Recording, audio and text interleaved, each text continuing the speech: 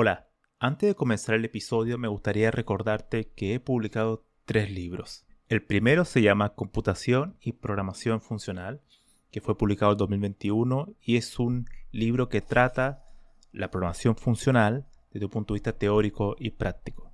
El segundo se llama Mentes Geniales, la vida y obra de 12 grandes informáticos. Esta es una obra que repasa la historia de hombres y mujeres que fueron relevantes en la historia de la computación.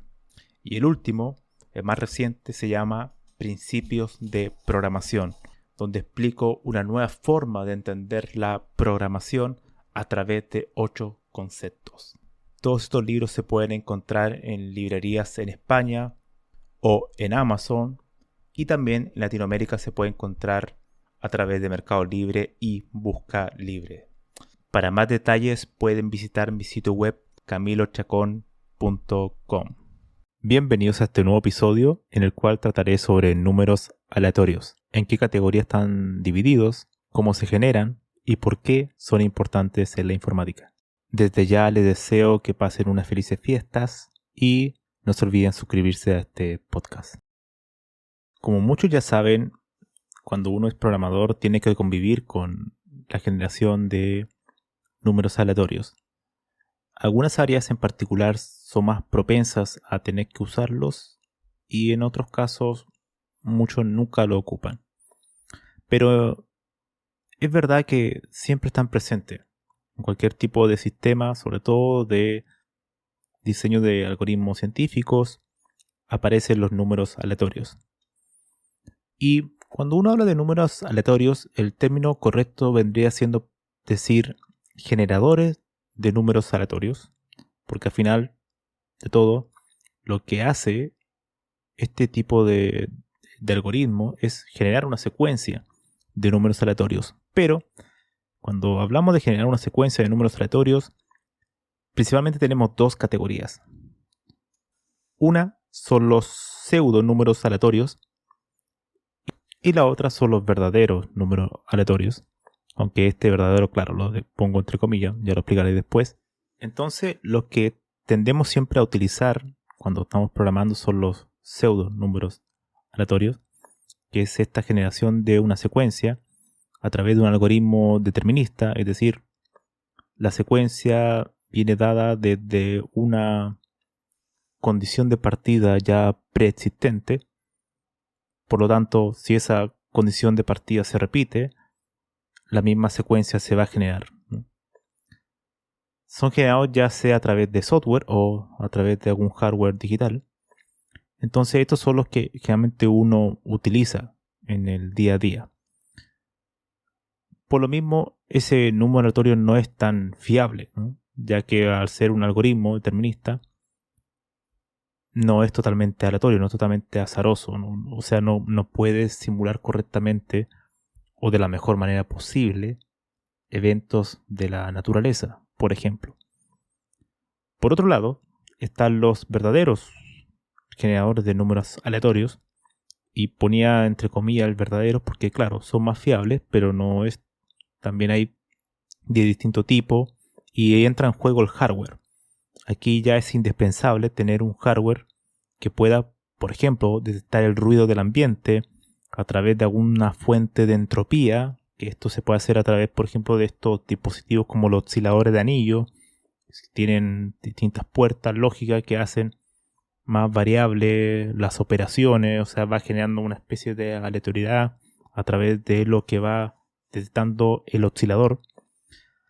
Entonces, este tipo de generadores de números aleatorios tiende a ser mucho más fiable y mucho más adecuado para sistemas que requieran emular algún comportamiento de la naturaleza.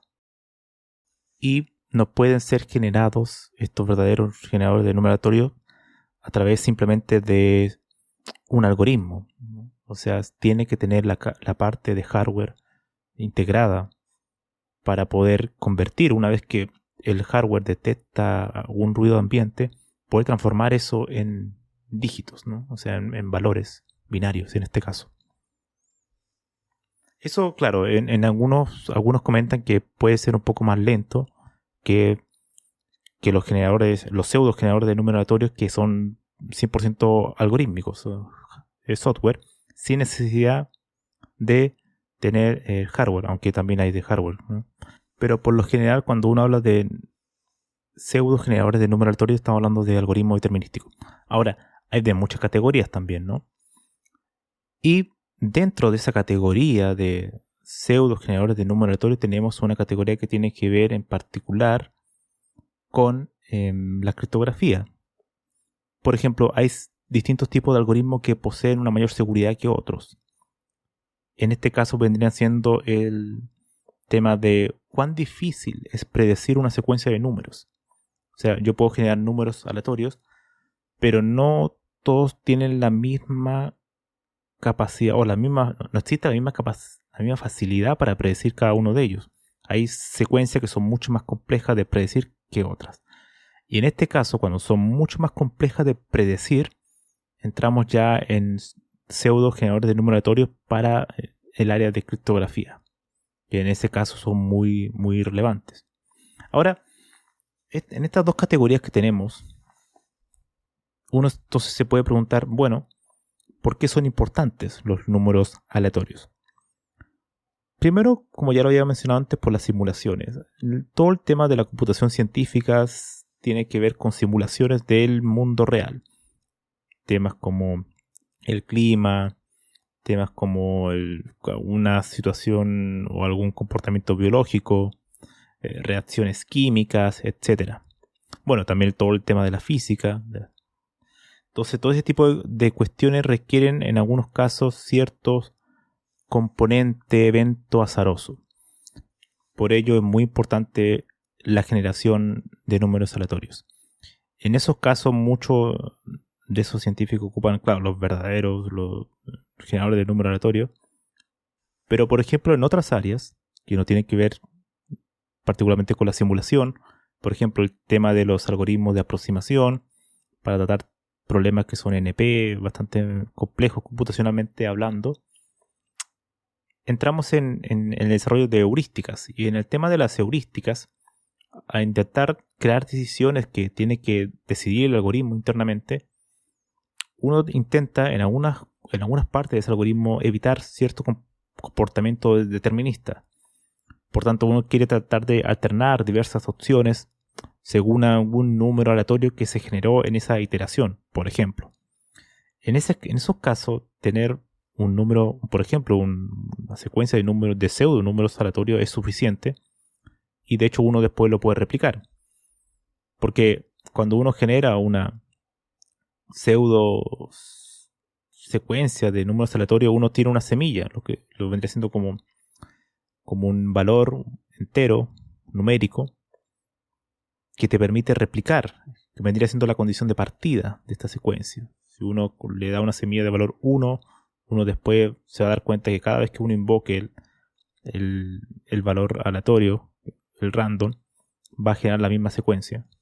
En cambio, si la semilla cambia, va a generar después otra secuencia. Entonces, por eso la semilla, en algunos casos, para intentar replicar el comportamiento de este algoritmo a través de todo este tipo de heurísticas que se diseñan, es buena idea guardar la semilla para poder esa secuencia intentar replicarla. ¿Por qué? Bueno, por depuración puede ser también una opción, ya que muchas veces estos algoritmos de aproximación que tienen mucha heurística, al usar comportamiento aleatorio, requerimos saber qué ocurrió en alguna etapa, en alguna iteración, por ejemplo, o en algún instante de tiempo. Este tipo de algoritmos funcionan a través de cantidad de iteraciones o por tiempo límite, ¿vale? Entonces, uno a veces quiere replicar eso y depurar qué ocurrió en tal iteración. Entonces, uno tiene que saber en ese momento, en ese instante de tiempo o en esa iteración, cuál fue el número aleatorio que generó esa iteración. Entonces, por eso muchas veces es importante almacenar la semilla. En otros casos no, porque se asume que, bueno, distintas ejecuciones del mismo programa no deberían generar resultados muy diferentes. Eso igual es para ver la calidad del algoritmo, ¿no? Pero bueno, esa es otra historia. Entonces, es eso. Quería simplemente hablar brevemente sobre este tema de los números aleatorios y por qué son importantes en la informática. Bueno, sabemos que son importantes por todo el tema de la computación científica, las simulaciones, pero también por el tema de los algoritmos heurísticos, de los algoritmos que incorporan heurística para problemas complejos, que también es un área científica. Hay un libro que me gustaría recomendarle que se llama Random Number Generators, de David Johnston, que se lo voy a dejar en la descripción, que es bastante interesante porque está enfocado para ingenieros, para programadores, que entrega una visión teórica, pero también aplicada a esta área tan interesante, y que uno ve al leerlo, o leer algunos capítulos más, al menos, la importancia y cuánta teoría también hay detrás de este mundo de los números aleatorios, que no es un mundo simple, es bastante complicado, ya que crear buenas secuencias, o sea, complejas secuencias difíciles de predecir en áreas como criptografía es algo sumamente crítico. Sin más que añadir, a los que estén interesados en este tema, les recomiendo que echen un vistazo a este libro porque es bastante bueno y entra en bastante profundidad sobre cómo los generadores de números aleatorios son importantes en la informática y cómo funcionan, que es lo más importante al fin y al cabo. Entender qué hace el ordenador una vez que uno invoca la función run o random.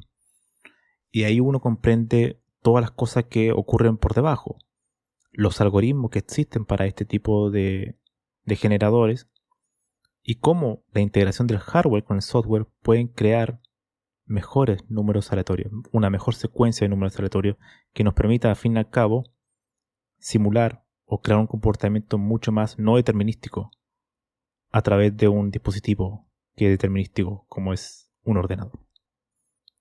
Eso sería todo, nos vemos en el siguiente episodio.